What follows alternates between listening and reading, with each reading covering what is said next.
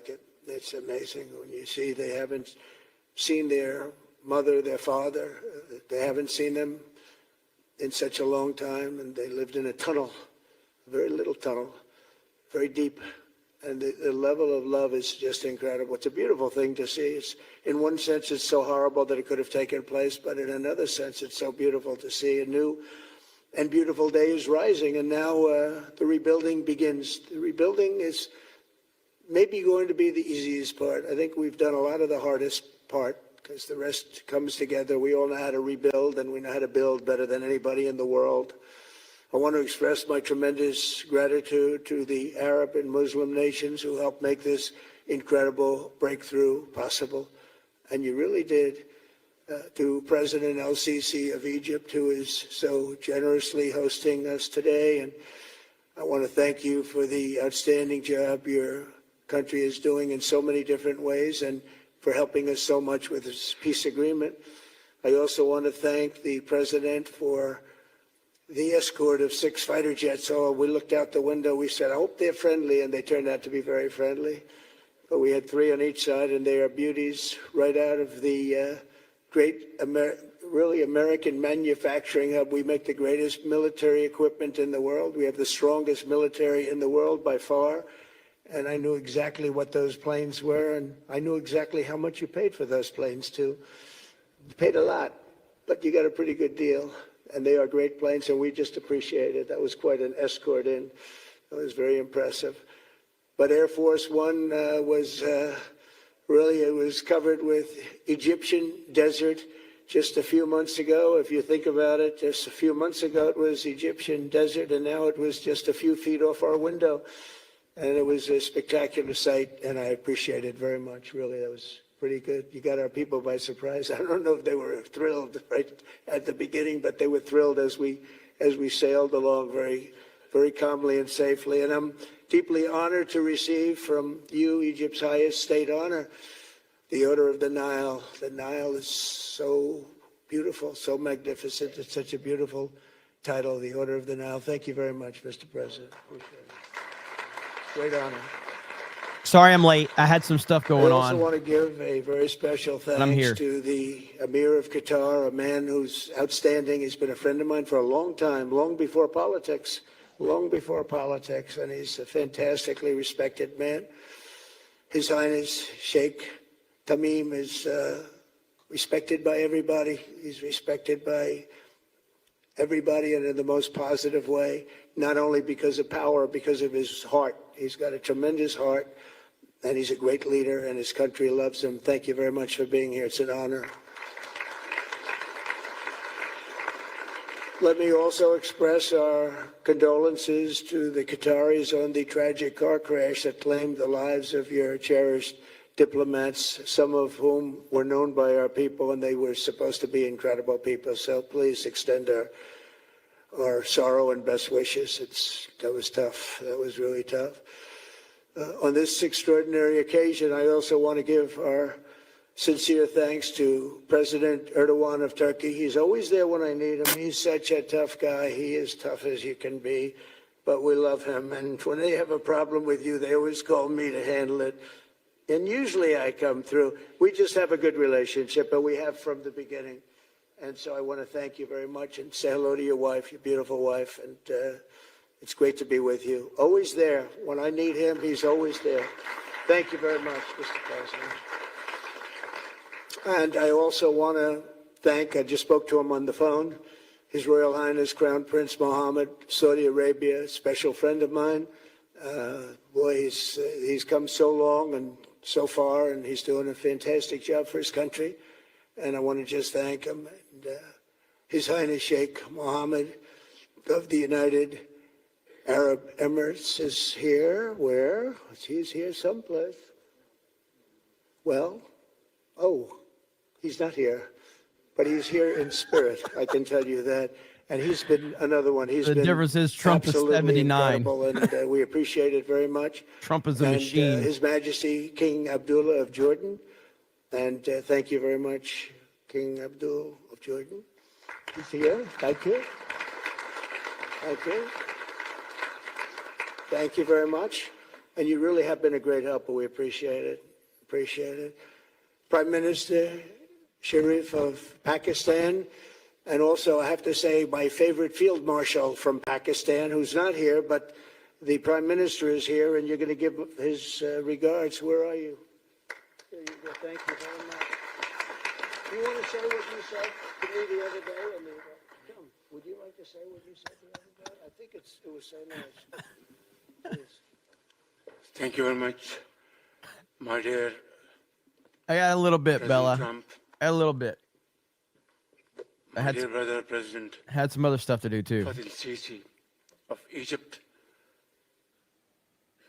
Majesties, Highnesses, Excellencies, ladies and gentlemen, Assalamu alaikum, and a very good evening. Well, I would say today is one of the greatest days in contemporary history because peace has been achieved after untiring efforts led by President Trump, who is genuinely a man of peace, who has relentlessly and untiringly worked throughout these months, day in and day out, to make this world a place to live with peace and prosperity. I would say that Pakistan had nominated President Donald Trump for Nobel Peace Prize for his outstanding, extraordinary contributions to first stop war between India and Pakistan and then achieve ceasefire along with his very wonderful team. And today, again, I would like to nominate this great president for Nobel Peace Prize because I genuinely feel that he is the most genuine and most wonderful candidate for Peace Prize because he has brought not only peace in South Asia, saved millions of people, their lives. And today, here in Sharm el-Sheikh, achieving peace in Gaza is saving millions of lives in the Middle East. Mr. President, I would like to salute you for your exemplary leadership, visionary leadership. And I think that you're the man this world needed most at this point in time. World would always remember you as a man who did everything, went out of the way to stop 7 and today 8 wars. I would like to thank my very dear brother, Sheikh Tamim. He's Akh al-Shaqiq, who has really worked very hard along with others to achieve peace in this region. My very dear brother, President Tayyip Erdogan, His Majesty, King Abdullah, and of course, my very dear brother, Mohammed bin Zayed of UAE, and of course, my very dear brother, Crown Prince of Saudi Arabia. And he has also been very, very helpful and contributed very valuably in this wonderful peace process. Ladies and gentlemen, I wouldn't want to take more of your time. Suffice it to say, had it not been for this gentleman, not only, who knows, India and Pakistan are both nuclear powers. Had he not intervened along with his wonderful team, during those 4 days, the war could have escalated to a level. Who would have lived to tell what happened?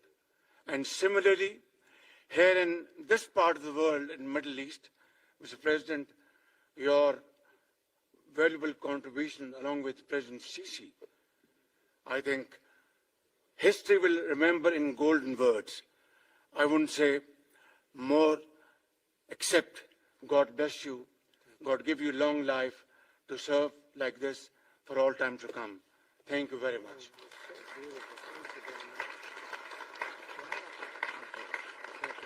Very kind. Wow, I didn't expect that. Let's go home. There's nothing more I have to say. Goodbye, everybody. That was really beautiful and beautifully delivered. Wow, thank you very much.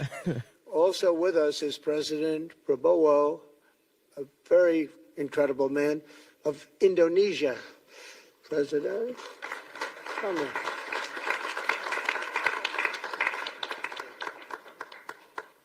Great job.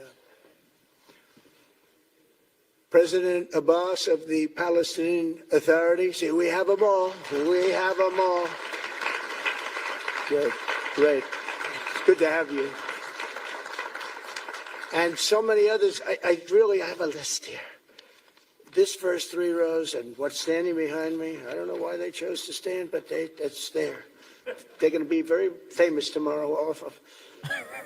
We have the Arab League is represented by His Excellency, and thank you very much for being here. Thank you very much. We have Armenia, and Azerbaijan. That's a little war that we stopped. That's a little war. There they are. Look at them. They're sitting. When I met with them, it was in the Oval Office. They fought for like 31 years or some crazy number. And they had one sitting on that side of the Oval Office, one sitting. By the time we finished in 1 hour, they were both hugging each other. And now they're friends and they're getting along great. Look at it. So I want to thank you both. That's incredible. Really incredible. So you have Armenia and you have Bahrain, you have Canada. It's so great to have, in fact, the president called and he wanted to know if it's worthwhile. He knew exactly what it was. He knew the importance. Where's Canada, by the way? Where are you? Where are you? He knew the importance of this. He said, I want to be there. So many people have done that. They called. I mean, they heard about it. And these are not people that can do that very easily. They have pretty big schedules to put it in mind. The most powerful people. And I appreciate you being here very much, Mr. President. Fantastic. Fantastic. And Cyprus, Egypt, the European Union, it's a lot of countries. France, thank you very much, Emmanuel. I would imagine Emmanuel standing someplace behind me. Where is he? I can't believe it. You're taking a low-key approach today. He's my friend. That's great. Good job. Thank you very much, Emmanuel. Germany, the new Chancellor of Germany he's easy to spot because he's very tall and he's very smart and he's doing a fantastic job for his country. Appreciate it very much. And congratulations, a big election. That was a big one. That was going to change things. Greece, we have Greece. We have Hungary. Oh, Victor, where is Victor? Victor. We love Victor. Victor, I call him. You know, I put the little accent on it. You are fantastic, all right? I know a lot of people don't agree with me, but I'm the only one that matters. You are fantastic. He's a great leader. I endorsed him the last election he had, and he won by 28 points. So you're going to do even better this time. You have another election, and you're going to do great, and we appreciate it. And we're behind you 100%. That's Hungary. India is a great country with a very good friend of mine at the top, and he's just done a fantastic job. And I think that Pakistan and India are going to live very nicely together, right? That's not a very, they are. And they're two great, I'd say, leaders, great leaders as far as I'm concerned. Indonesia, we covered, and I just want to say that that's a big country, a powerful country. It does unbelievably well, and it's great to have you. Iraq, we have Iraq with lots of oil. They have so much oil, they don't know what to do with it. That's a big problem when you have so much, you have no idea what to do with it. So thank you very much thank you very much. Italy, we have a young woman who's, I'm not allowed to say it because usually it's the end of your political career if you say it. She's a beautiful young woman. Now, if you use the word beautiful in the United States about a woman, that's the end of your political career, but I'll take my chances. Where is she? There she is. You don't mind being called beautiful, right? Because you are. Thank you very much for coming. We appreciate it. She wanted to be here, and she's incredible, and they really respect her in Italy. She's a very successful politician. We have Norway. Oh, Norway. Norway. What happened, Norway? What happened? Where's Norway? He's running a We have comedy Johnny. show right We're going to now. the World Cup. I This can is tell you that. amazing. Where's Norway? I don't think he wants to stand. Oh, he's back there. There we have Norway. Oman, again. We have Paraguay. We have really fantastic representative from Saudi Arabia. Thank you very much. I'll tell you what, and this time we'll get you the best seat. He always gets the best seat. He deserves the best seat. But what a great place it is. Spain. Where's Spain? Are you guys working on him with respect to the GDP? We'll get close. We'll get close. But fantastic job you're doing. And UAE, which is great. United Kingdom. Where's United Kingdom? Where's my friend? Where? Come here. Is everything going good? Very good. That's very nice of you here. These people all came in like 20 minute and the others. And it's such a compliment to what we're doing, because what we've done is something very unique and very special. So it's perhaps Apparently this audio's better the right here. wealthiest and most powerful group of nations ever assembled at one time, which is a big thing. We have achieved together in recent days a change that really is historic, and it's going to be remembered forever. And I want to thank the American team for their amazing work, and I want to thank, I think he'll go down as the greatest Secretary of State in the history of our country. I really believe that, Marco, or I wouldn't say it. Marco Rubio, I wouldn't say it. Maybe I would. You're doing a great job. I'll tell you, he's on course to do it. We've done a lot of work in 9 months. We've done a lot of work. I say that, 1 year ago, a little more, but 1 year ago, America, the United States of America was was a dead country. The king told me, and I use that, he said, sir, 1 year ago it was a dead country. Today you have the hottest country anywhere in the world, and it is. It's the hottest country. So many investors are here. We have over $17 trillion being invested in the United States, which is a record that nobody has ever beaten. I don't think anybody will. And we still have 4 months to go before it's a year. So in 8 months, we have over 17 trillion. We're actually very close to $18 trillion. There's never been, as an example, the previous administration had less than $1 trillion over 4 years. We have, we're close to breaking $18 trillion in 8 months. That's pretty amazing. No country's ever done that. I want to also thank Special Envoy Steve Witkoff and my son-in-law and a great guy, Jared Kushner. And I even have my daughter here, Ivanka. Ivanka, please stand up. Ivanka's here. Wow. Thank you. Thank you, Ivanka. We have a great team, and we have, as you know, General Raisin Kane. We have John Radcliffe. We have Tom Barrack. We have really a lot of good talent. We have Pete Hegseth, who's now Department of War as opposed to Department of Defense. We made a little change. Somehow I like the name better, so do you, so do a lot of people. But the momentous breakthrough that we're here to celebrate tonight is more than the end of the war in Gaza. It's with God's help. It'll be the new beginning for Thank you, Babo Yogi. Beautiful Middle East.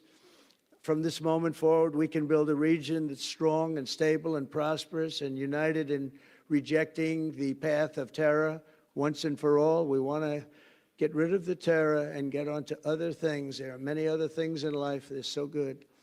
The final sprint to this deal began less than 3 weeks ago on the sidelines of the United Nations in New York. I met with many of the people in this room, and it all just started coming together. I've known so many of you for so long. You're friends of mine. You're great people. I have a couple I don't like in particular, but I won't tell you who. I have actually a few of them I don't like at all, but you'll never find out who they are. Maybe you will, come to think of it. But I have most of you who I like a lot, and I respect a lot. Maybe that's more important. We listened, and we exchanged ideas, and we kept pushing forward until the job was done, and the first steps to peace are always the hardest. And today we've taken them, and we've put them all together, and we've come up with this beautiful mix like nobody thought was I possible. appreciate the As hatred you for know, Starmer in the chat. I've I just mean, come my from goodness, Israel. the It hate was is an amazing day to watch the hilarious. hostages come in and to watch all of the other things and do all of the other things that we did. And like all of us here this evening, the Israeli people are overjoyed that the war has ended. Many of you have had dancing in the streets. They had dancing in the streets. And they've been dancing for weeks now once they heard about this and they heard that it was even a possibility. They're elated at the arrival of the hostages and excited to begin this new chapter for the entire region, and it's going to be that, and they are going to be great partners, and I hope everybody's going to join the Abraham Accord. I like to say the Avraham.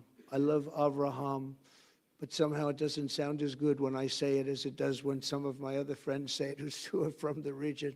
But we're going to get a lot of people joining the Abraham Accords. We have the 4 great nations that did it early on, and they stayed with it. And then you had the Biden administration, which is the worst administration in the history of our country, and obviously they did nothing on that and anything else. And so it stayed at 4, and now a lot of people, even today, they're talking about all joining up. So many people have talked to me about that, and it's going to be a great tribute to really the United States. I mean, the United States has worked very hard in the Middle East, so it would be a tribute to us and to Jared and to Steve and to all of the people, Marco, all of the people that have worked so hard on that. And it really is going to it's going to guarantee that it all stays together. You're going to do well because the 4 nations do very well. I mean, they do extremely, they're wealthy, but they're a lot wealthier because of it. So I hope everybody's now joining up. Now we have no excuses. We don't have a Gaza, and we don't have an Iran as an excuse. That was a good excuse, but we don't have that anymore. All the momentum now is toward a great, glorious, and lasting peace. And our commitment to fulfilling the 20-point plan we developed together will be the crucial foundation for achieving that bright future. And it's being worked on right now as we speak. And we're actually in stage 3 and 4. It's not going to be, just divided down so simply. We can be long advanced on some of the things that we say we're going to do. We can take them out of order in a positive way, and we've shown how it can be done with responsible nations like the people in this room, these incredible people in this room, setting aside their differences, seeking common ground, and pursuing a better world for all of us. And that spirit's my dream, that we all get together and enjoy our life. And we're going to put some of you on the Board of Peace. Everybody wants to be on the Board of Peace. They said, would you be the chairman? I say, I'm pretty busy too. But whatever we can do to have peace in the Middle East, it's worth it. But everybody wants to go on the Board of Peace, so we're probably going to enlarge it. We're going to get, and the leaders, the top people, the top leaders, they want to be on the Board of Peace. A beautiful term. At first I wasn't sure, and then I realized how beautiful it is. And for the people of Gaza, the focus now must be on restoring the basics of a good life. We're going to have a lot of money coming into Gaza and a lot of rebuilding and building. It's not so much rebuilding, it's really building, cleaning up and building. And I'm pleased to announce that numerous countries of great wealth and power and dignity have come forward to me and just today and over the last week to say they want to help in the reconstruction of Gaza, putting up whatever money is necessary. And the money is, of course, it's a lot of money, but it's not much compared to the value or the wealth of these tremendous countries. And they are ensuring stability and success in the Middle East. So when you think about it, it's a very, very small amount of money is necessary, relatively speaking. And as those commitments are made, I'm going to let the world know who is doing it, because they really deserve great credit for doing it. And They're going to do something that's really monumental. This is a monumental day. This is a monumental moment in the history of the world beyond the Middle East. We've all agreed that supporting Gaza must be done to lift up the people themselves, but we don't want to fund anything having to do with bloodshed, hatred, or terror, as has happened in the past. And for the same reason, we're also agreed that Gaza's reconstruction requires that it be demilitarized and that a new, honest civilian police force must be allowed to create a safe condition for the people in Gaza. As I said earlier, I intend to be a partner in securing a better future. We're going to be working, you're going to be working with the United States, and we're going to make sure that the Middle East is going to be a safe and secure place. It's a very important place in the world, means so much. There were so many people who said the Middle East, and this has been going for many, many decades. I've read it many times, that World War III will begin in the Middle East. It's not going to happen. That's not going to happen. There was a time that you would have thought it could have, but it's not going to happen. There won't be World War III, hopefully at all, but it's not going to start in the Middle East. We're not going to have a World War III if we're smart. There'll never be a World War III. Our work begins right here and right now. From ancient times, this region has been extraordinarily mixed with respect to people, culture, religions, all of the different elements of national characters, unlike maybe anywhere else on earth. And for 3,000 years, there's been conflict. For whatever reason, there's been tremendous conflict, always conflict.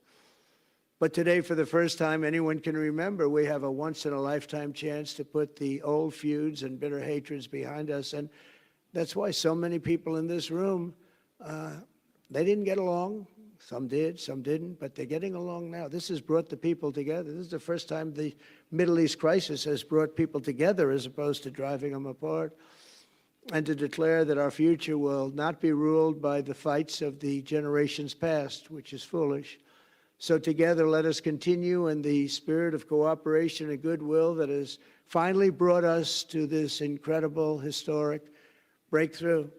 If we do together, we will reach the Middle East's incredible destiny, a safe and prosperous and beautiful crossroads of culture and commerce, faith in humanity, and geographic center. This will be the geographic center of the world. So I just want to thank everybody for being here. I want to thank you all for what you've done and for this quick notice. It all came together just at one little period. It just came together. It's the greatest deals happen that way. If you do anything about deals, that's all I've done all my life is deals. The greatest deals just sort of happen. And that's what happened right here. And maybe this is going to be the greatest deal of them all, not just nation building, not just having to do with this or the political whims. This will be maybe the greatest deal of them all, period. And I want to thank all of you and all of these great nations and this region for what it's gone through and all of the fights it's had, or life over death and hope over strife and harmony over hatred. That's what we want. We want it to be that way because together we're going to forge a magnificent, great, and enduring peace. I want to just end by saying God bless you all. God bless the Middle East. God bless your countries, and God bless you. Thank you very much, everybody. Thank you. Thank you very much. Thank you.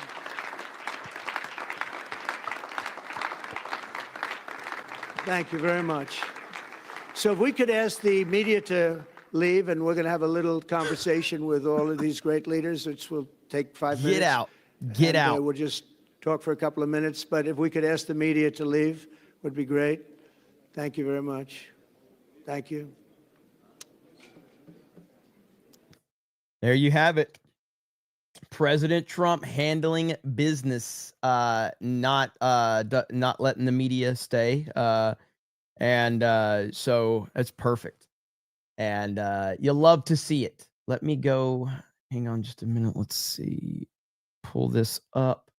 Because I don't know what the plan for Trump is moving forward. So give me just a minute. I don't know if he's got anything else that he's doing today.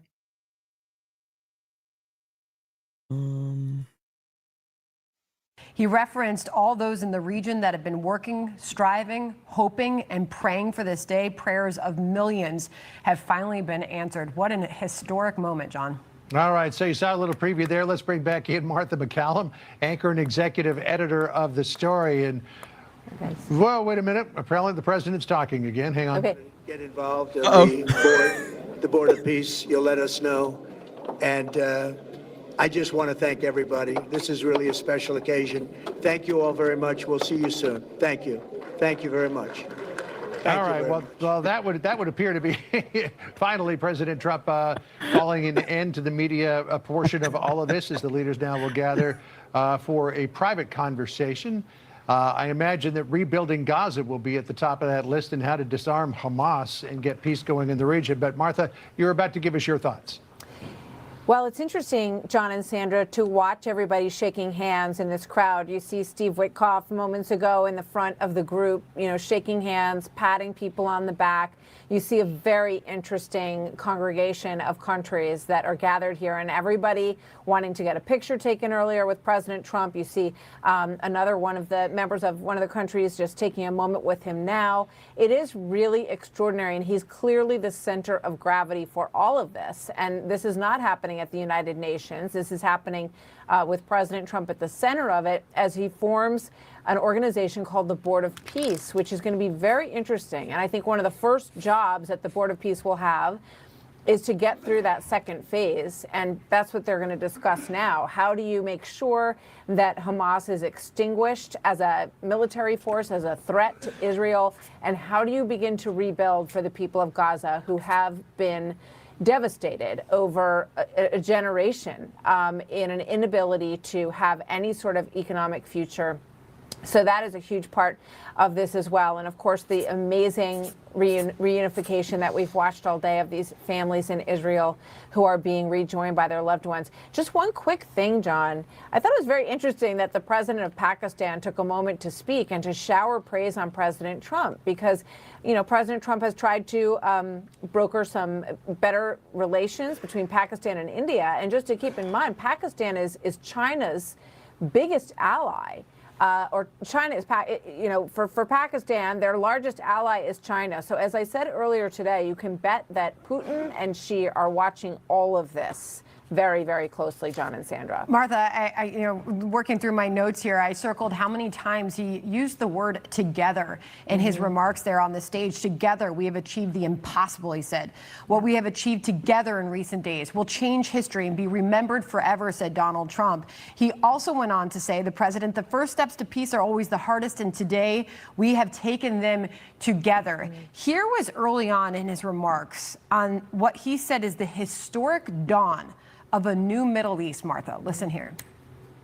This is not only the end of a war. This is the end of an age of terror and death, and the beginning of the age of faith and hope and of God.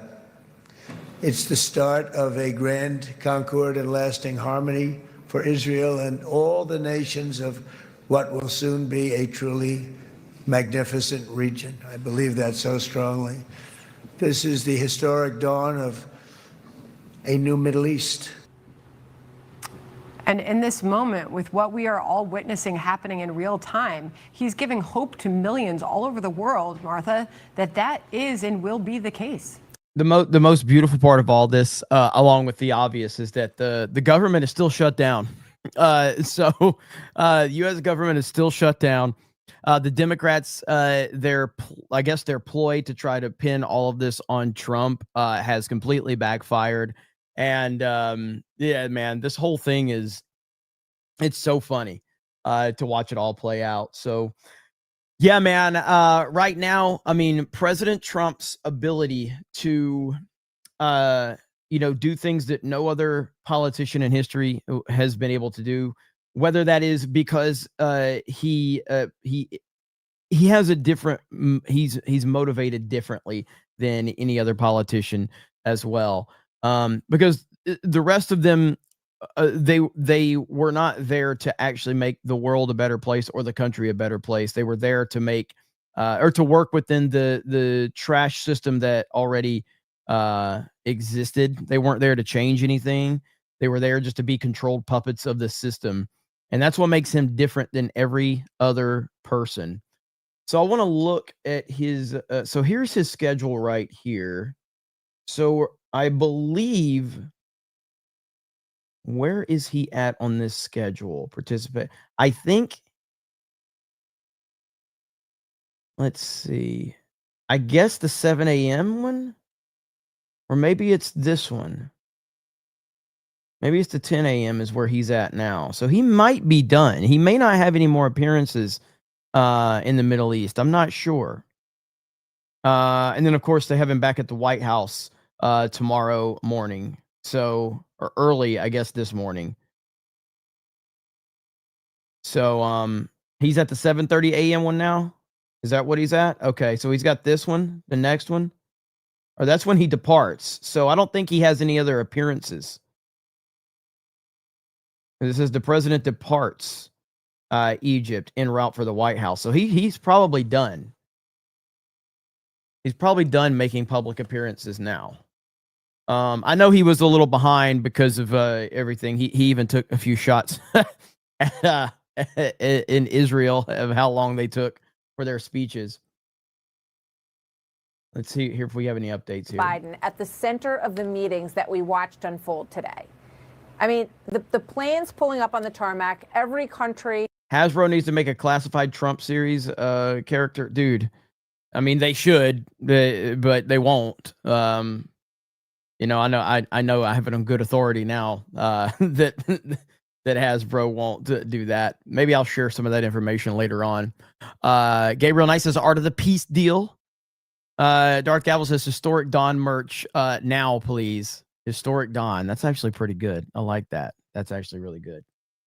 Back for that on social media. I think, you know, there's a time to be gracious and to say, good for you, well done, and let's hope this means that there will be greater peace in the region. And to give credit, you know, I think people have a very short fuse, honestly, for people who are not willing to sort of give credit where credit is due, guys. You know, this really stood out to me in his remarks earlier, Martha, on what he described as a breakthrough and the rejection of the path of terror. Here's President Trump.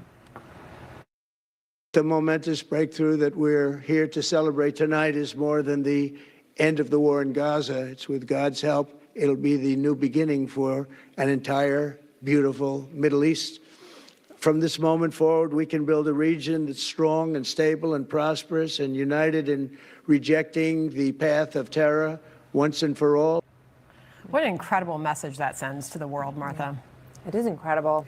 And, you know, we have to remember that so many of the I don't know if you guys saw this. I don't know if you guys saw this earlier, but Trump basically manhandled Macron on stage. It was like it was pretty funny. Right here. Is this it? Right here. Watch Trump, man. He just manhandles him. A coat and tie. It's usually a flak jacket and a helmet. So an interesting change. As we see the president there with the French President Macron in Sharm el-Sheikh, the leaders of some 35 countries, according to the president, gathering there for a peace summit. Now, there is a bro shake. If ever I've slipped, we won't let go. Okay, you let go. No, I'm going to let go. All right, there we go. As they assemble for the alpha giga Chad of our time right there. President Trump. Talk again on rebuilding those partnerships, rebuilding this region in a more positive way. Will there be difficult moments along the way? Of course there will. But we are much further along than we ever were before under any prior presidents. Martha, thank you so much for joining Thank us. you guys. We'll see you in a bit. All right. And I don't know why this is so funny, but this Porter chick from California, people are memeing her with Hakeem Jeffries now. So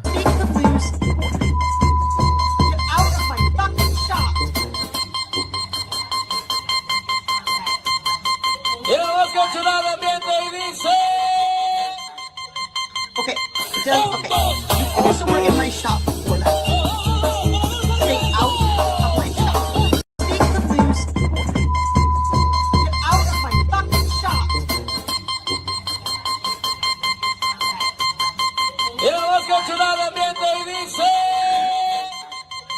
Okay, you also were in my shop for that. Stay out so good. It's so good. Iran would participate as well.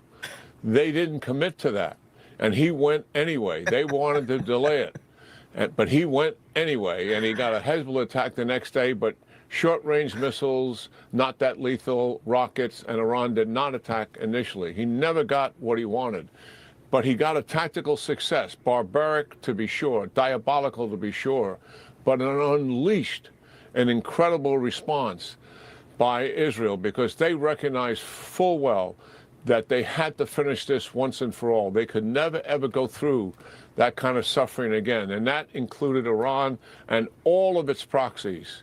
So they went to war in a way. All right, I have the next thing that President Trump needs to get involved in. This could be his greatest accomplishment to date. According to TMZ, some fans have launched a petition to replace Bad Bunny with George Strait for Super Bowl halftime show. This I 100% support. George Strait replaces Bad Bunny for the Super Bowl halftime show. Make it happen, Trump. Make it happen. Get us an executive order and bring on the king of country music, George Strait. Let's do it. Let's do it. Replace him with Bad. But I mean, again, first of all, that should have been the choice anyway. George Strait is almost at the end of his career. I don't even know if he's still on tour anymore. I don't think he's announced anything for 2026, because I was actually wanting to go to a George Strait concert if he was going to be performing in 2026, because I've never seen him live. And that would be pretty awesome. I don't know how much momentum that's going to get, but I figure I'd let all of you know about it. And who's going to participate and how are they going to participate? Hamas, in the time being, will be in control. And we're acknowledging that. They're providing the police, they're providing the security, and what are they doing? Tom McDonald, man, listen.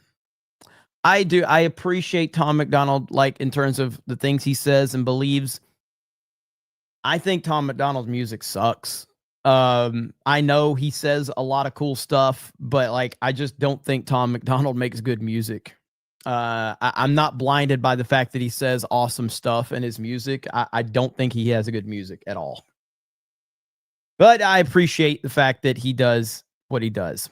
John freaking Murdoch, 450, says, hey, Jeremy, here's your lurker and the I missed you over the weekend tax. Hope the peace lasts longer than this afternoon.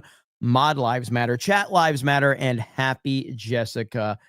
Thank you so much. I appreciate that. Hail to you, John Murdoch. Hail. The Giga Chad, John freaking Murdoch.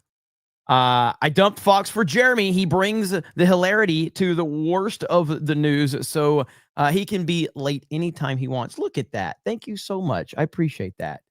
Good to see you here. It's at Levi Stadium. Shouldn't it be Sydney Sweeney? I mean, nobody's going to complain about that. Nobody's going to complain about that, Cole Hauser. You know that. Yeah, Greta, is she struggling right now? Have we heard from Greta? Has she congratulated President Trump on his historic peace deal? You would think she involves herself in every single situation, even if it has nothing to do with her. So have we heard Greta congratulate President Trump? Interesting, isn't it? Trump wins socialism in America, in the Americas' third term. Trump 2028. Trump for king at this point in time. Trump for king. Kid Rock has no talent. I disagree with that. Now, I think that Kid Rock probably gets a little. I think that the conservatives probably elevate Kid Rock a little more. But like, listen, Kid Rock's album back in the day, his first album, was an absolute phenomenon. And Kid Rock is actually like, he can rap, he can do rock, he can do country. Like, Kid Rock is actually really talented. I think he's a little overhyped from conservatives because he agrees, but he is a very versatile musician and he's very good. He's very good. I like Kid Rock. I would say that he's like an all-time great or anything, but like, I think Kid Rock is solid. I think he's very solid. Alan Jackson is one of the greats, for sure. So he's no Taylor Swift. Okay, we're gonna stop that one right now. We're gonna stop that. You have to be banned if you say that. We have to ban you if you say something nice about Taylor Swift in the chat. That's just a rule. I don't make up the rules. We just have to follow them. So that's just how it goes. So I wish I could change that rule, but I can't. And I wouldn't even if I could. So you have to be banned. So that's just how it goes. All right. So check this out. Quick little update. So if you guys remember, I covered this story. So Hassan Piker, massive left-wing streamer, biggest left-wing streamer there is.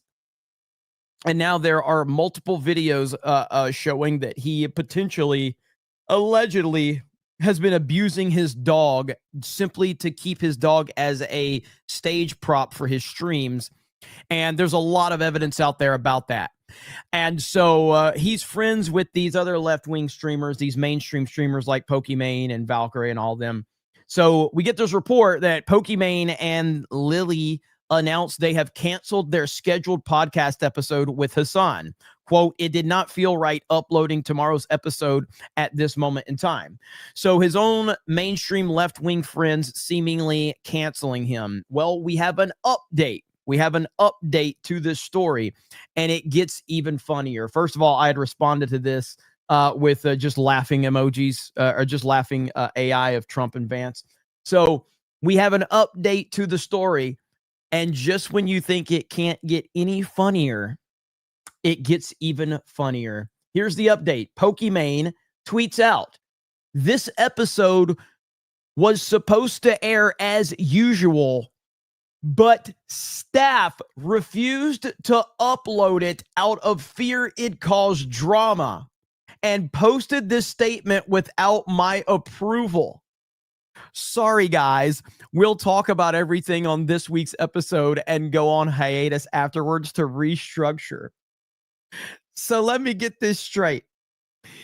You have a staff of left-wing lunatics that decided to take it upon theirselves to virtue signal and make executive decisions without your approval. If this isn't the definition of you get what you fucking deserve, I don't know what is. You deserve this. You hired left-wing activists to work for you. Left-wing activists took a situation and decided we're going to be offended on behalf of other people and we're going to make executive decisions. This falls squarely on your shoulders, Pokimane. Nobody has sympathy at all. Fucking losers. Love it. It is beautiful to watch them eat themselves alive. And guess what? You got the controversy anyway. So staff steps in and says, we don't want to upload this because it could be very, very offensive. And then they release the statement. That's the left right there. Beautiful. Love it. And of course, things are just getting much worse for Hassan right now because of all of the controversy. I mean, there's really no defense of him at this point in time with all the clips that we're seeing.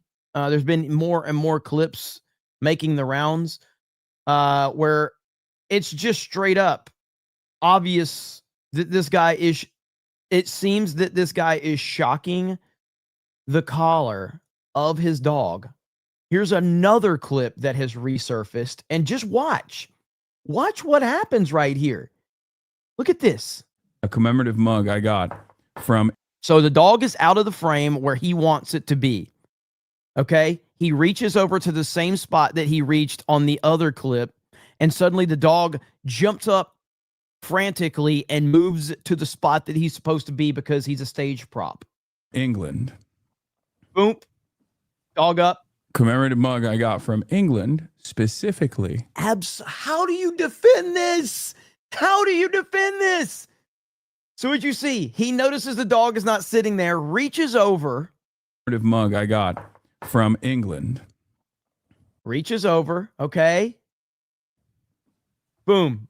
Commemorative mug I got from England specifically for when I was there when he was getting commemorated. That is insane, dude. And so all of his left-wing streamer friends are now having to do everything they can to justify being friends with this lunatic who seemingly, allegedly, is abusing his dog. And I've never seen a more deserving situation than this right here, because Hassan, the guy who said America deserves 9/11, is now getting crushed by the entire internet. And hell, I even saw I think, was it Drinker tweeted it? Yeah, right here. So Critical Drinker. Wow, he really is a piece of shit. Hassan admitted on stream that he literally ties his dog to her bed to train her to sit still for hours and hours on end while he streams. Let's listen to this. And also, one of the parts of this training is also supposed to put her, like, we're using the elevated bed, as you guys can see.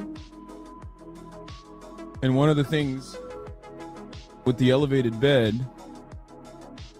is that she has a leash on right now on the elevated bed, so she can't, like, really get off of it. So she now knows to sit in place for hours and hours on end. And also, one of the parts. Wow. So your dog is a prisoner. You're admitting that your dog is a prisoner. What a horrible human being. And I'm glad that it's happening. I'm sad that it took abusing a dog for everyone to see the truth about this piece of shit. That's the sad part. But I'm glad at least people are finally seeing Hassan for what he is, which it took you this long. Strange, I guess. But okay, whatever works for you. Are they still live? Well, I'm not even familiar with this story. What is this right here? Tennessee explosion that killed 16. I mean, I heard that there was an explosion in Tennessee after it killed 16. I heard about this story, but I wasn't following it. Families and their extended families. And it's actually one of the reasons that we wanted to take a few minutes and do what we're about to do. Sheriff and I are about to release to you the names and confirm that with you guys of the 16 victims. With that, I know some of you have probably seen that information through Facebook or wherever, but we want to confirm with you the names of those individual souls that we've been talking about.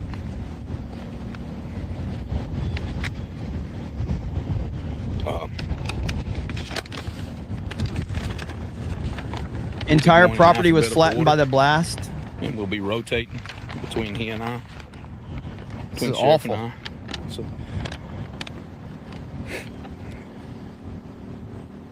Jason.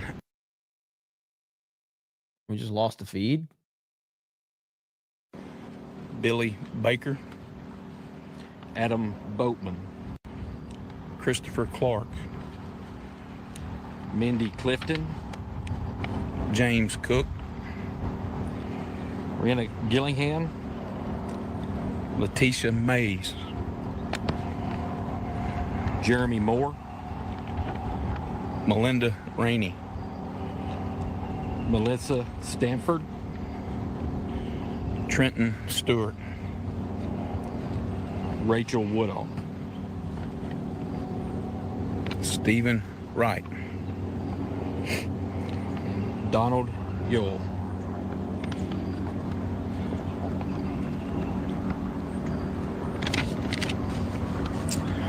That's the name of our 16 souls that we're still trying to take care of and their families. We still have a lot of things inside the scene that are very active. We still have a very good operational plan. We're moving forward. We're still at a snail's pace. We are still in the process of collecting samples and are in the process of trying to make confirmations so we can start. It's an awful situation. I haven't really been following this, so I don't know the specifics or anything like that. I did hear about the explosion, but yeah, I don't know the specifics, so I'll look into it. We do have Donald Trump departing Egypt, so he is leaving Egypt. So it's probably not gonna. He might do a press gaggle on Air Force One. That looks like that's probably him. Let me see if we can get a live feed of that. Let's see here. That looks like him though.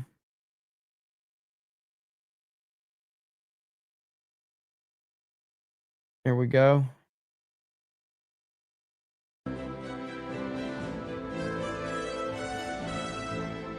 And I'm sure there's a lot of different world leaders that are showing up right here. Look at Air Force One, just absolutely. Air Force One is doing to these other planes what Trump does to other world leaders. It just dwarfs them, Like they're irrelevant in the presence of Air Force One. It's pretty awesome. All right. We're still waiting to see what we have. My plane is bigger than your plane. Yes. Oh yeah, Billy, I saw you got Ryan worked up on a daily stream the other day, Billy Loomis. You made it on G&G Clips. Ryan just went off. Hail Billy Loomis. That was pretty awesome. Ryan's always worked up. This is true. So, this is why, like, you got to be a rare breed to last in a G&G chat. You never know. You never know if you're going to say something that gets taken out of context by one of us. I've roasted people plenty of times that didn't deserve it. You know, because they're just like, they were making a comment towards someone else, or I took it the wrong way and I just roast the living hell out of them. They're like, Jeremy, I wasn't talking to you. Or, you know, something like that. I wasn't talking to you, Jeremy. We got JB username storytelling right here. JB username report update. Tony's mom, in fact, does not have gag reflex. That is long-term storytelling. That's a follow-up from yesterday's stream. Hail to you, JB username. Let's see here. Let's see. Laughing Man says Jeremy never roasts me. Well, Laughing Man, just to be honest, the only time you're worth mentioning is when you send me a $500 super chat. So other than that, I really don't have a lot of use for you. So there you go. Is that good enough roast for you, Laughing Man? Don't be mad at me. Please send me more money. I'm sorry, boss man. You wanted to be roasted. All right. Steve from PA says George Strait quit touring, but still does some shows in Texas and Vegas. I caught him in a T-Mobile arena a few years back. Also, Jeremy loves Beyonce. Hail to the no. Don't insult your boss, Jeremy, says Mo Monty. All right, why did we maybe they took the feed off for security purposes, maybe?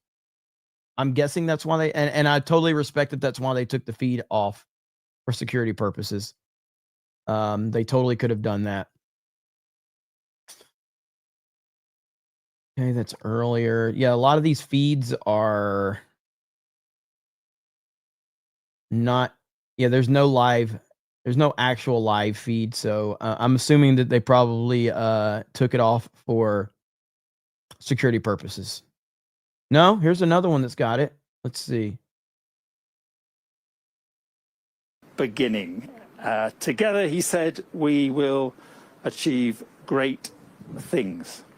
Just how great, of course, remains to be seen. That's it from me. Now it is over to Darren McCaffrey with the Politics Hub. Default says G&G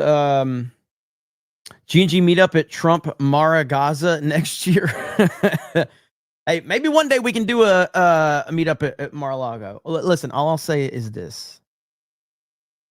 I did meet with someone in West Palm Beach a couple of weeks ago who essentially told me that they could get a G&G into Mar-a-Lago like that, like with no effort. They have direct connections. I was like, I've never asked to go to Mar-a-Lago. I've never tried to like leverage any of my relationships to get into Mar-a-Lago. But no, it was not Benny Johnson. Benny absolutely could do that too. But no, this was someone completely like disconnected from the YouTube world. Someone that's looking to, kind of help G&G from like a couple of perspectives. It's a friend of a friend. And this person doesn't really know YouTube that well, doesn't follow YouTube.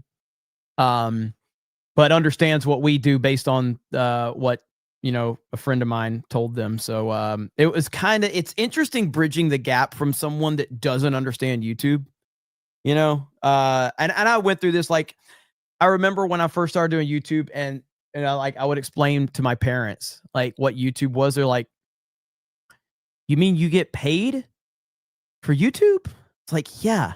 Like, how do you get paid?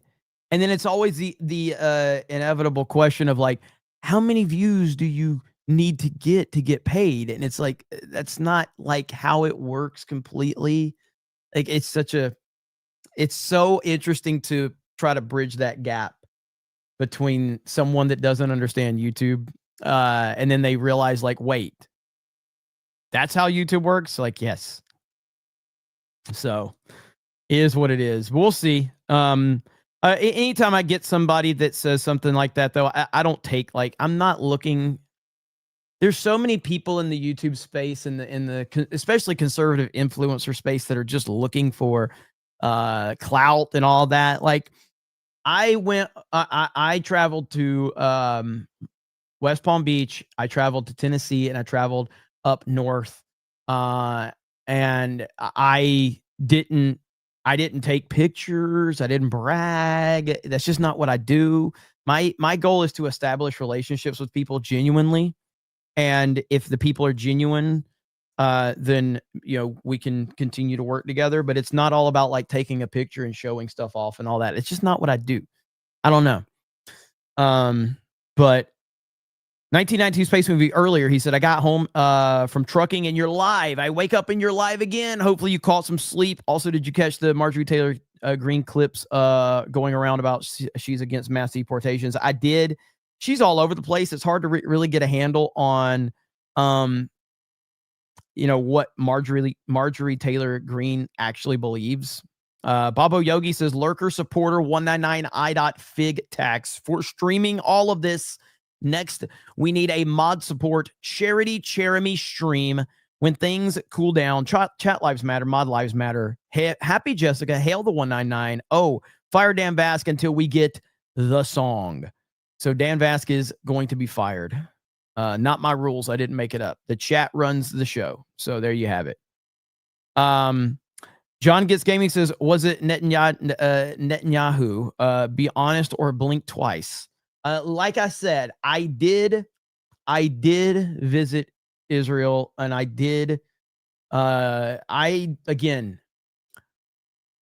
thought that they were calling the wall the whizzing wall. So I was like, I got to take a leak. So I go to pee, and then they like tackle me. And I was like, I had to pee. I thought you called it the whizzing wall. And so it pissed everybody off. They put me back on a plane, got me back to Florida, and I was like, I'm sorry. So it didn't work out. I was like, guys, I was born in Alabama and I live in Florida. Like, we pee outside. I don't know what the big deal is. So Didn't work out too well. I peed on the wall. And then I got an angry email from Little Ben Shapiro, and he said a lot of mean things to me. So I don't think I don't think I'm going to be invited back. Baconator says Jeremy's mom. Wait, you just go on camera and tell people to give you money and they do it. You know who's funny about this whole thing is Brandon Tatum. Brandon Tatum, like, I watched Brandon Tatum the other day, and he's so upset because people are trolling him about getting paid by Israel, and he says how much it doesn't bother him, but then he proceeds to make 20-minute videos talking about how much it bothers him. And I'm like, how do you have like 4 million subscribers and you don't understand the internet, man? Like, he gets so worked up over it. It's so funny. And Mark Dice called Brandon Tatum a DEI hire, and it really upset Brandon Tatum, and it was the funniest thing ever. It was funny. I enjoyed that back and forth. It was really good. Let me see. Logan Miller says still not enough winning, but I do love all the winning. Hail Unit 199. Thank you so much, Logan Miller. Glenn Jones says it's amazing how many wildfires. It's amazing how many wildfires that destroyed the environment are actually started by deranged lefties and not climate change. Interesting how that works, isn't it? Samurai says, "Go to sleep, you madman." Maybe later. Decrepit says, "At this point, I'd settle for old David Allen Coe." Darth Manic says, "You streamed when I was asleep, then when I was at work, and now when I need to sleep. What the F? Never surrender." Can't, man. I ain't gay no more for $1. Thank you. I think that's caught up right there. TVZTQ says, "What in the giga figgery is this?" I had to say that one kind of slow. If you're just tuning in, President Trump seemingly is leaving Egypt now. I don't have any live feed of that right now, but I think that they're cutting away from that for security purposes. With that said, I got some sad news for a lot of you, and I hope everybody's going to be okay after this announcement. Okay, this could upset a lot of you, and I hope you're mentally prepared for what's about to happen. Neil Young has decided to take his music off of Amazon over Jeff Bezos' support of President Trump. Neil Young, I know a lot of you were looking forward to this. I know that this has hurt a lot of you. I don't know how we will survive without Neil Young's music on Amazon. So this is a tough situation for a lot of us. This is a very tough situation, and I was looking forward to listening to some Neil Young, and then I found out, man. So now I have to cancel all of my Amazon stuff and stand with Neil Young. That's how important this is right here. I like how it says Neil Young slammed as a has-been on social media for taking music off Amazon over Trump. Neil Young plans to scrap his entire music catalog from Amazon because he believes founder Jeff Bezos backs President Trump. Forget Amazon and Whole Foods. Forget Facebook. Young, 79, wrote in an October 8th post on his Neil Young Archives website. Buy local, buy direct. Bezos supports this government. It does not support you or me. So Amazon needs you to buy from them. Don't. They shut down our government, your income, your safety, your family's health, security. Take America back together. Stop buying from big corporations. Support local businesses. Do the right thing. Show who you are. Welcome to what, like, most conservatives have been saying for the past 10 years, you idiot. Like, this is what... Do you think that you're, like, hurting Trump by not supporting Amazon or some shit? What the hell is wrong with these idiots? Good Lord, man. Like, okay, yeah. Hey, MAGA, I'm going to show you. I'm going to agree with you. Like, okay. Support local businesses. Don't support giant corporations. Buy local. Yeah, welcome to MAGA, you idiots. That's what MAGA believes. What a stupid ass loser. Democrats always showing their true colors. Oh my God. So where's the sad news exactly? Let me see. Okay, so there it is. Trump has boarded Air Force One en route back to the United States. Now that the Middle East is settled, it's time to fully focus on America. Let's go. Well, I mean, I don't think he's going to fully. Well, I mean, he's always focused on America, but I think he's going to turn his attention to the Ukraine-Russia war. I think he's pretty focused on getting that done and over with.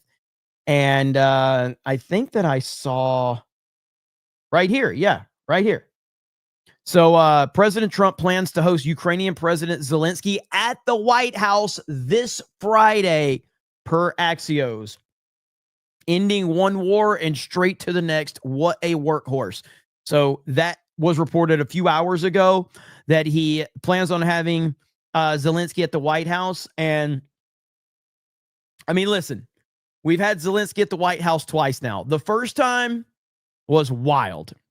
Now we have Zelensky for round 3. Round 2 was a lot better than round 1 was better for us because there was a lot of entertainment. John freaking Murdoch for 50 says, for the Save Our Dan Fund, also for the Whizzing Wall. Thank you, John. I don't know if we can save Dan. I don't know, man. We'll see, but I don't know. I don't think I have the ability to do that. I don't think I have the ability to do it. Hail John Murdoch. John Gets Gaming says, see, I thought it was the Wizard Wall, so I cosplayed Gandalf and yelled spells at it. Also, you can't go to a George Strait concert. Jeremy, sorry. Man, I've been listening to so much George Strait in the last few years. You know, I mean, I've always listened to George Strait. He's the greatest for sure, but especially now with how country music is just so awful. I mean, current country music is truly almost like it's almost like current NASCAR. I just can't listen to it. Patriotic Assault says, I have been sobbing happily at the reunions with the hostages. This is one of the many reasons I voted for Trump. Hail Trump, hail the 199. Thank you. Ladybug says, my fifis are hurt. Thanks, Neil. Decrepit says, I hope Neil Young will remember Southern man, don't need him around anyhow. Leonard Skinner.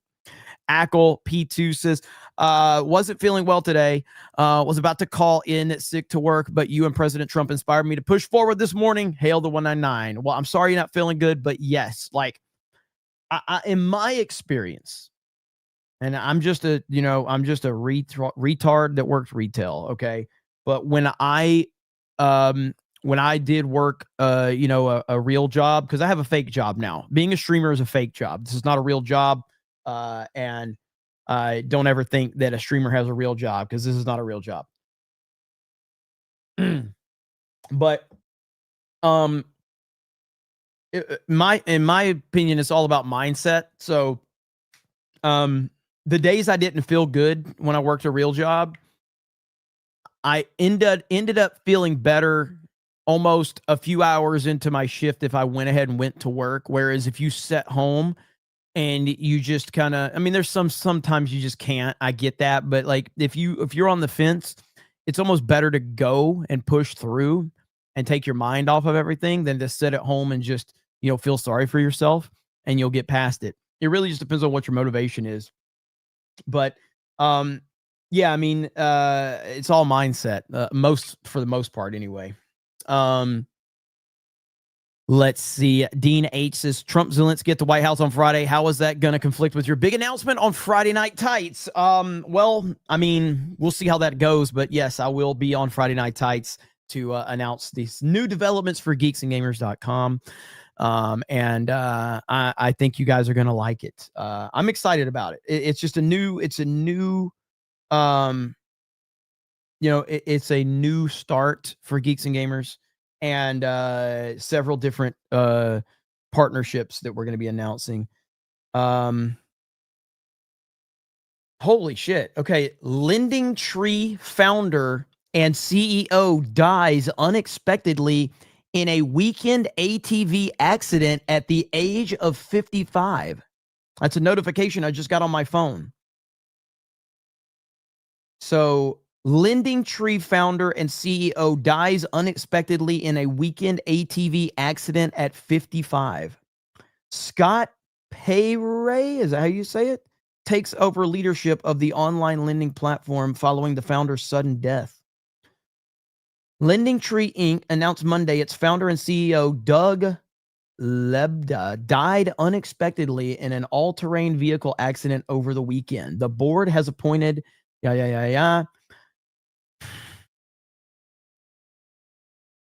Maybe I've seen too many fucking movies, bro. Maybe I've seen too many movies, but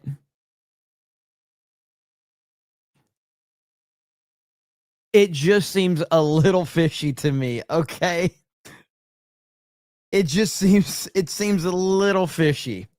That's all I'm saying. Maybe I've seen too many TV shows and movies, but Space Rebel says, I like your setup. Yeah, so this is, people are saying if it's a new setup. It's not necessarily a new setup. I've shown this setup a couple times on like local streams and things like that. But yeah, this is my retro room.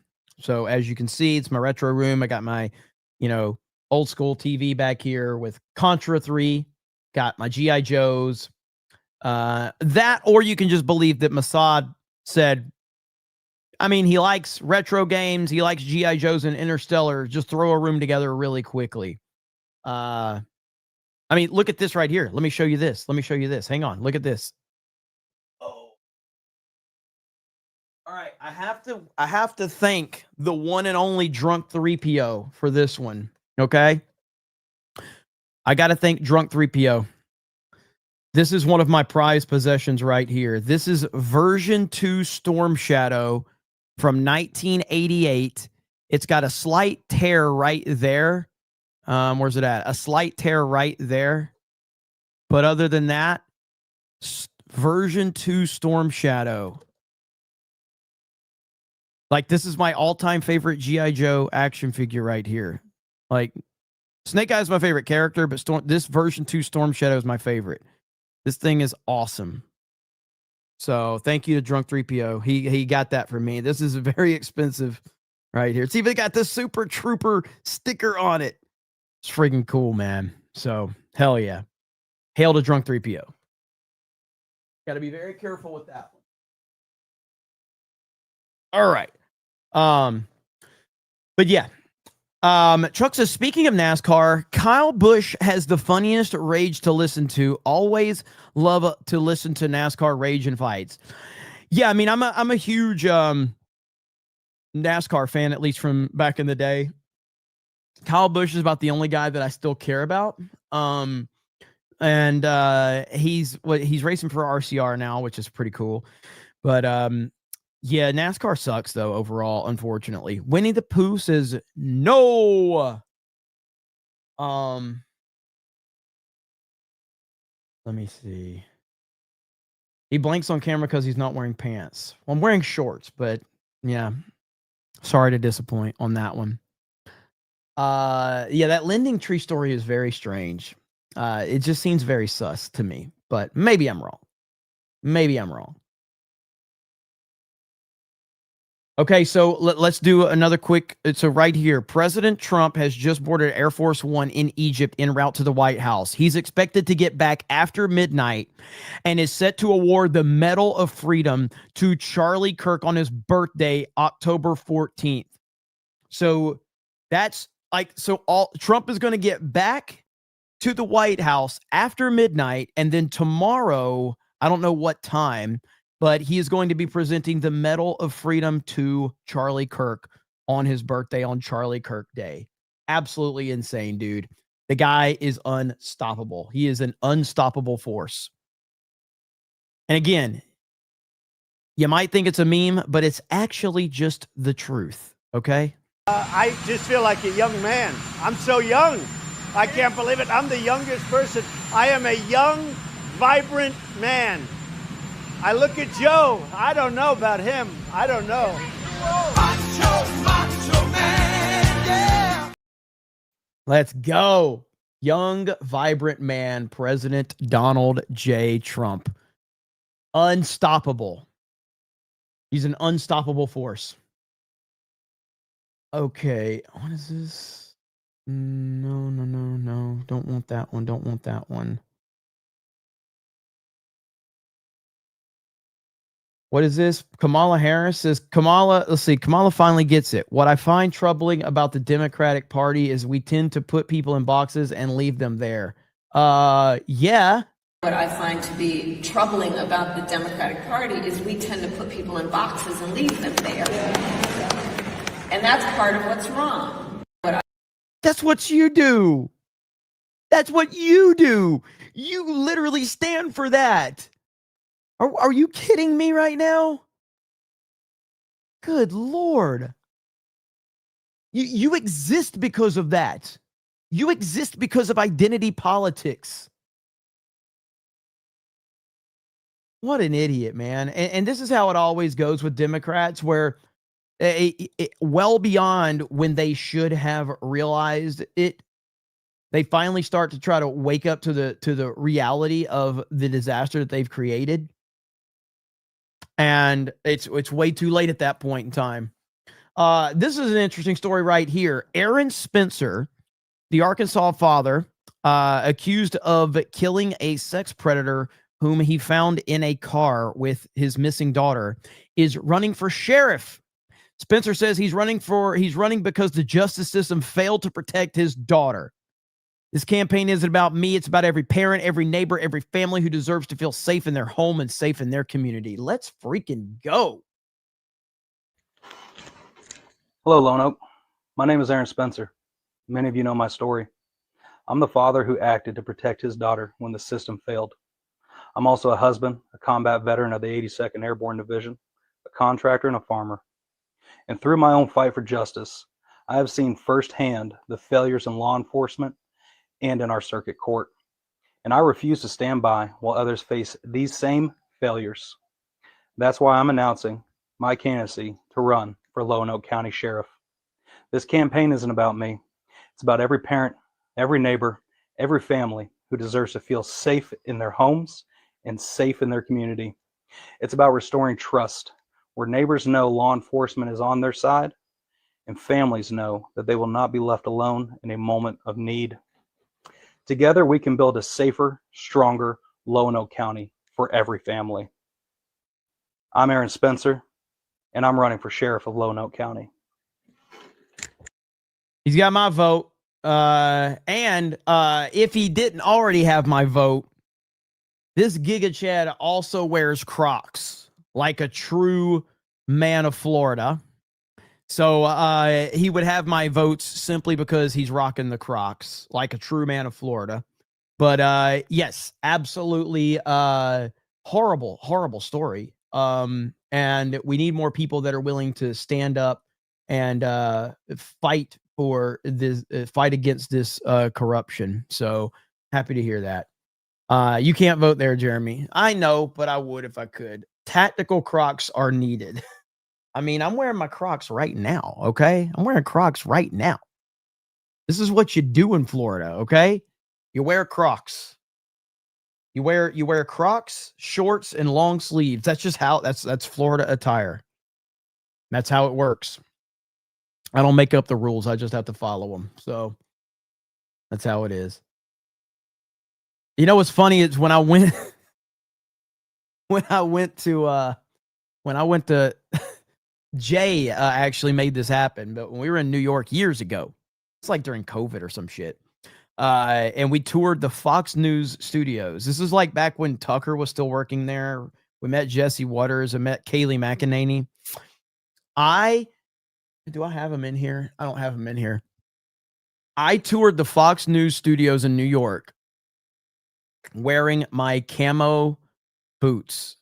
I had my camouflage hunting boots on when I toured the Fox News studio in New York. I had my blue jeans on. I had my black Geeksy Gamers hoodie, and I had my camo hunting boots on.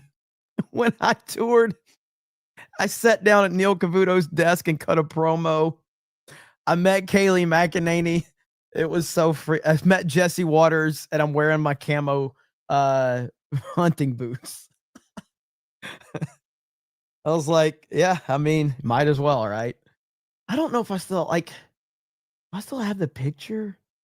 I think I have it somewhere. I'd have to find it, but either way. Yeah, I mean, I've got my camo hoodie right there. I was thinking about wearing my camo hoodie today in my retro room, but I don't know how I'd look on camera, so just figured I'd stick with the black and white hoodie for the hell of it.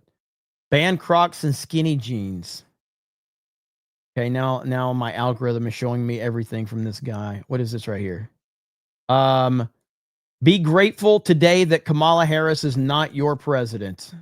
It is very well known that Donald Trump is weak and wrong on national security and foreign policy. It is. Wow. Yeah, there you have it right there. Kamala Harris says President Donald Trump is weak on foreign policy and national security.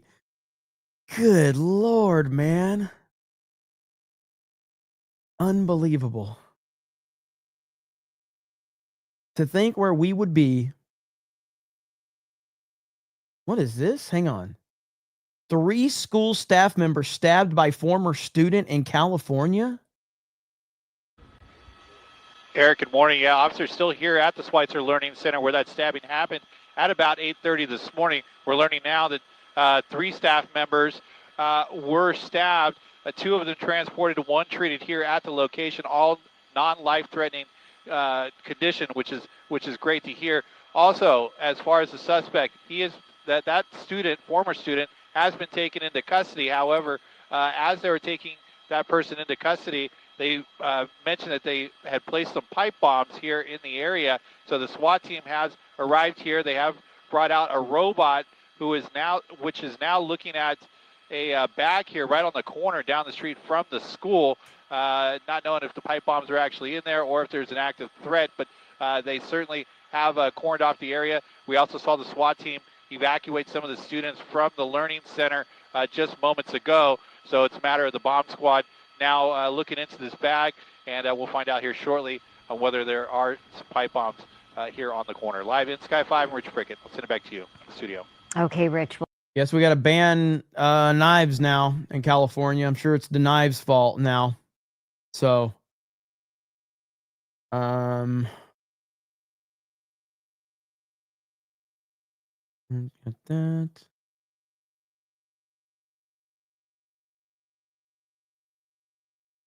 All right, just seeing if there's any more updates right now. So I think we're probably in a downtime for news regarding President Trump. Trump's going to have to get some rest. I'm assuming he's going to go ahead. You know what's going to end up happening? Trump is probably going to go live here in just a bit with the press, knowing him. So that's why I'm trying to hold off here for just a minute to see if he ends up doing that. But yeah, that's pretty much what will happen.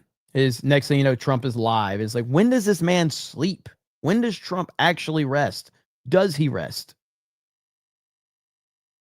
Let's see what Benny Johnson has to say right here. To the left-wing pro-Palestine protesters.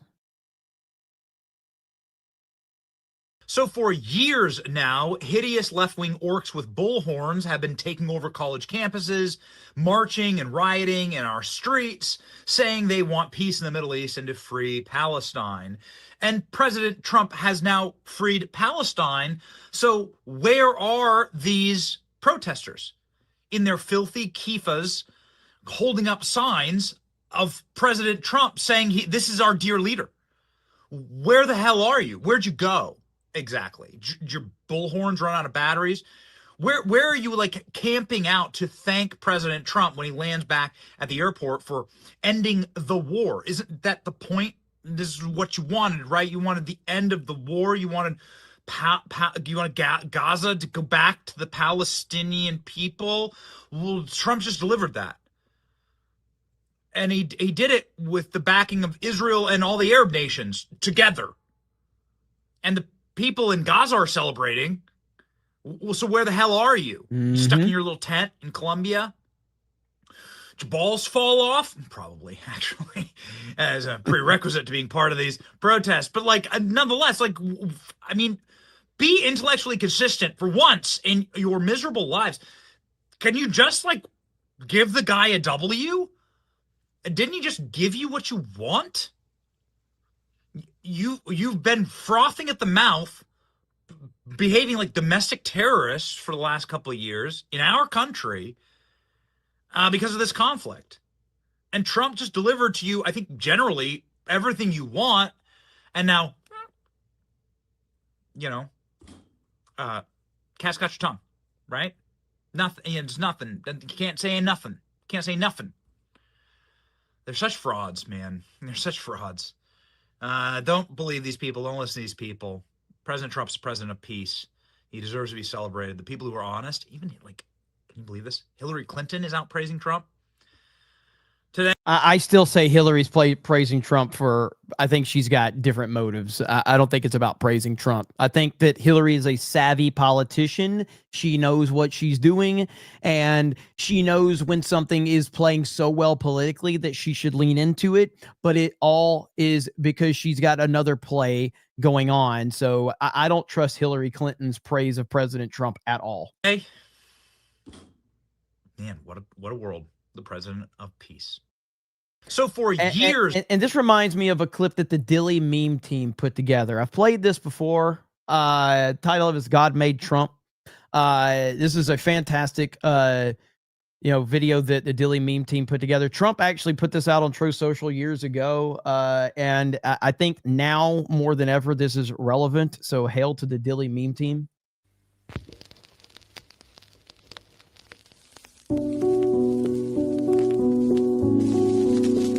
And on June 14th, 1946, God looked down on his planned paradise and said, I need a caretaker. So God gave us Trump. God said, I need somebody willing to get up before dawn, fix this country, work all day, fight the Marxists, eat supper, then go to the Oval Office and stay past midnight at a meeting of the heads of state. So God made Trump. I need somebody with arms, strong enough to rustle the deep state, and yet gentle enough to deliver his own grandchild. Somebody to ruffle the feathers, tame cantankerous World Economic Forum, come home hungry, have to wait until the First Lady is done with lunch with friends, then tell the ladies to be sure and come back real soon, and mean it. So God gave us Trump. I need somebody who can shape an axe, but wield a sword, who had the courage to step foot in North Korea, who can make money from the tar of the sand, turn liquid to gold, who understands the difference between tariffs and inflation, will finish his 40-hour week by Tuesday noon, but then put in another 72 hours. So God made Trump. God had to have somebody willing to go into the den of vipers, call out the fake news for their tongues as sharp as a serpent's. The poison of vipers is on their lips, and yet stop. So God made Trump. God said, I need somebody who will be strong and courageous. Somebody in the chat says this is MAGA propaganda. Sir, let me be very, very clear to you. My entire channel is MAGA propaganda. What the fuck are you going to do about it? That's the entire channel. Is my entire existence is MAGA propaganda. Who will not be afraid or terrified of the wolves when they attack. A man who cares for the flock. A shepherd to mankind who won't ever leave nor forsake them. I need the most diligent worker to follow the path and remain strong in faith and know the belief of God and country. Somebody who's willing to drill, bring back manufacturing and American jobs, farm the lands, secure our borders, build our military, fight the system all day, and finish a hard week's work by attending church on Sunday. And then his oldest son turns and says, Dad, let's make America great again. Dad, let's build back a country to be the envy of the world again. So God made Trump. This was made in 2024, I believe, and it's amazing how accurate it is. Like these guys know Trump better than probably anybody out there. They are fantastic. So even when a lot of the criticism for Trump is out there happening, even when I've criticized Trump, the guy that runs the Daily Meme team, he never wavers ever on Trump. Brendan Dilley, I think's his name. He never wavers. Those guys are good, man. They're good peeps. So I don't know the guy that runs it per se. Like I've seen him on Twitter, but some of the Daily Meme team watches this channel, and they're really cool. But they are always out there fighting for Trump. So always. Let's see here. Yeah, I mean, this is a lot of people are discussing maybe a JD Vance, Marco Rubio ticket in 2028. President Trump just said Marco will go down as the greatest Secretary of State in U.S. history. I think he's right. I mean, I'm not against this at this point in time. I'm still on the Trump 2028 bandwagon, though. So I still want Trump 2028. I'm not letting that one go. I'm not letting it go. Let's see. Luis C says that Trump peaked a long time ago. It was the day he ungayed YMCA. Oh, man. It's awesome. Delona says MAGA propaganda tax. Let's go. Yeah. So it's, let me see. What does this guy say? Trump. Hang on. Trump will ruin how YouTube men are viewed, so I thank him for that. What? What are you saying? And again, you said that oh, I guess you love Trump. That's fine, I guess. I will just ask you, what evidence do you have that I love Trump? What evidence do you have? Can you show me anything on my channel? Can you show me like headlines, thumbnails, anything? Like, do you have any evidence that I just love Donald Trump? Where's the evidence that I love Donald Trump? I mean, if you're gonna make accusations, at least back them up. It's not like I put thumbnails of Trump, holding magic and cats and Trump as Master Chief. I would never do that. I would never put memes of Zelensky being a little man with Trump and JD Vance. I would never put memes of Trump building the wall in Minecraft. I'd never do these things. So I don't know. I don't know where this comes from. The JD Vance meme. I forgot about that thumbnail. These thumbnails are so stupid. If you watch my channel and you don't know much about me, you probably think I'm an idiot. Then you watch the channel and you realize, yep, I am an idiot. So there's that. So anyway. UP Shoot says, already had to watch conservative German media who completely misunderstood Trump. Here's my Trump shill propaganda tax. That's what I'm talking about right there. Thank you so much. Suspicion confirmed. Jeremy is an IDOT confirmed. Gridley says, I didn't know Jeremy was pro-Trump. Could have fooled me. Yeah, I've been trying to hide it. I've been trying to be low-key about my support for Trump. I didn't really want people to know that I was a Trump supporter, but I guess I said something that probably, because one thing you can't do, you cannot hide things from the internet, even as much as I have tried. But people on the internet, the autism of the internet will always find the truth. So even as well as I have hidden my support for Trump, I probably said something along the way. And then, people, the autistic internet just said, no, we've got to dig and find out. And then they exposed me as a Trump supporter. So yeah. Tommy says midterms closing in. Who the hell do Dems have? Crockett newscast. Democrats are in serious trouble right now with the midterms. With that said, the attitude for conservatives and Republicans and MAGA still needs to continue to be the same as it was leading into the 2024 election. Operate like you are the New England Patriots against the Atlanta Falcons in the third quarter, down 28-3, and keep your foot on the pedal to the metal. Never surrender. Go full Cobra Kai. Robot versus Cyborg says Trump propaganda tax, baby. That's what I'm talking about. All right, so I think we're going to end it here. I did 4 hours earlier, nearly 2 right now, and I'm going to go live again tonight just because, again, I was out all week last week, and I'm trying to make up for lost time. So I will go live again tonight.